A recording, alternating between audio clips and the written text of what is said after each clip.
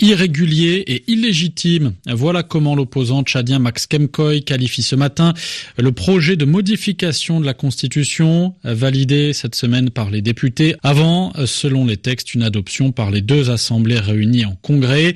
Modification présentée comme technique, mais qui changerait en profondeur certaines règles, comme le mandat présidentiel qui pourrait passer de 5 à 7 ans et surtout ne plus être limité en nombre. Correspondance à N'Djamena de Nadia Ben Mafoud. Membre de la commission spéciale du Parlement chargée de procéder à cette révision, Maloum Yoboïde Djilaki, député et président du parti PDSA, dit avoir été surpris par l'ampleur du projet. Il fait partie des 16 députés qui ont boycotté le vote de lundi. On nous a jamais fait savoir que c'est un certain nombre de dispositions de la Constitution à modifier, et c'est comme ça qu'ils ont intitulé une révision technique. Mais quand nous avons commencé le travail, on était surpris. C'était pas seulement une simple révision technique, mais c'est une modification profonde de la Constitution qu'il était question. C'est la trahison pure et simple de la confiance que le peuple tchadien a accordée. Nous cherchons à charcuter cette Constitution. Mais pour le porte-parole du MPS, le parti au pouvoir, tout est clair et pas de surprise.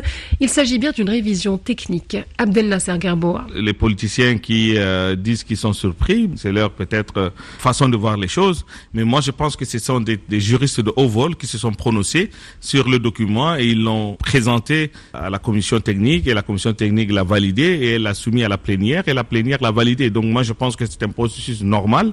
On attend maintenant la convocation donc du Congrès. Les parlementaires des deux chambres sont convoqués en Congrès à partir d'aujourd'hui. L'adoption de la révision constitutionnelle est prévue le 13 octobre prochain.